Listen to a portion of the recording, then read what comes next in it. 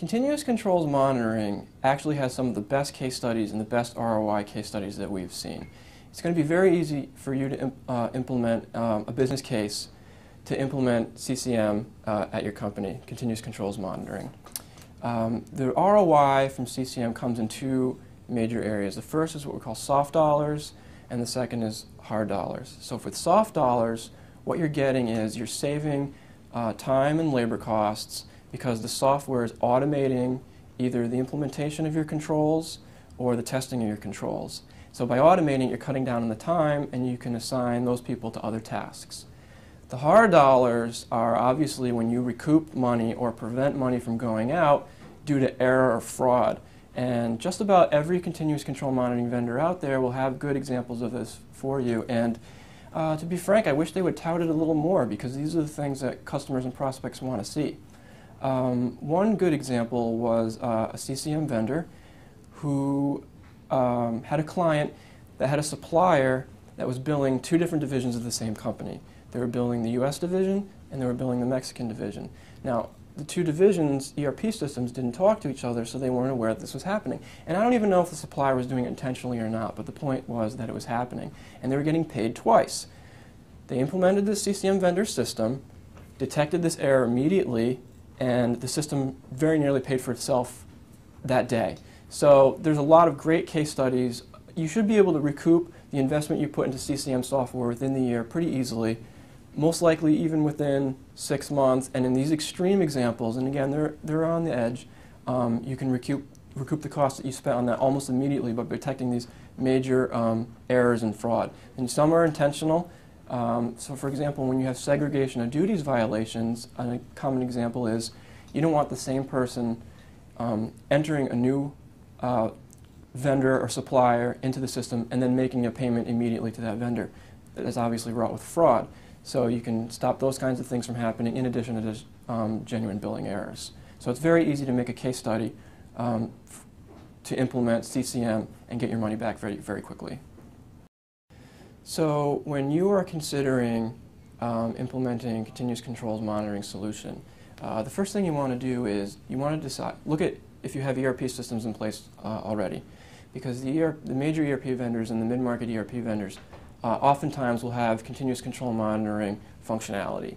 So then what you have to decide for yourself is, do I want the ERP system where the financial records are kept also monitoring the transactions that are happening in that system? Some companies would prefer to have a separate best-of-breed vendor monitor the ERP system. Some don't mind. So that's the first decision you want to make. And the second thing is, when you're evaluating CCM vendors, we find that they're kind of breaking up into two major camps. Those that specialize in SAP systems and environments, and those that specialize in Oracle environments. So if you are predominantly SAP or predominantly Oracle, your vendor list is going to automatically kind of start to segregate itself. So that's the other thing that you want to look for. Now, a lot of the vendors in each of these camps are migrating to the other one as well, so and I agree with that. I think that's the right approach, because eventually you're going to want to integrate SAP systems, Oracle systems.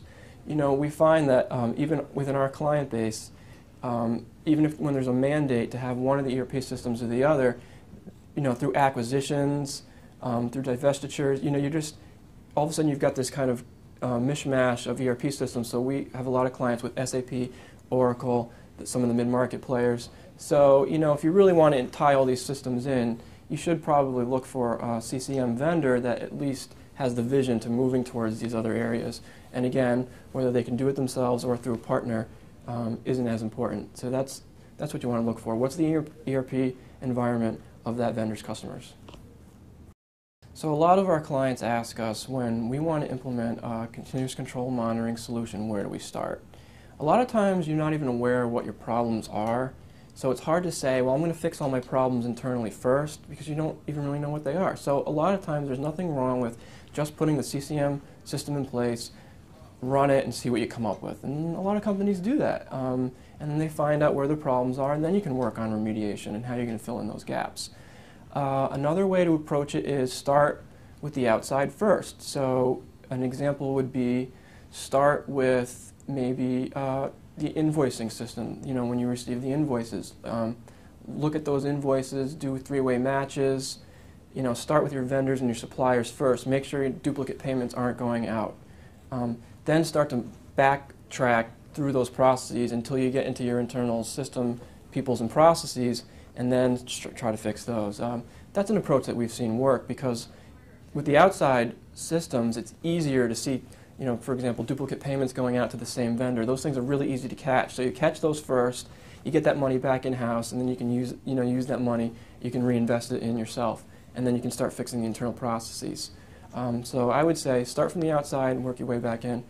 A lot of these CCM vendors have specific modules. So for example, they'll have a procure-to-pay module. So you can start with those modules because that's where their expertise is, and then you can branch out from there. But the whole goal is you want to make it repeatable, sustainable, and cost-effective. So up front, even if you're just going to throw these systems in there, eventually you want to work towards that goal. You want to move from the reactive to the proactive, and that's what you should be doing.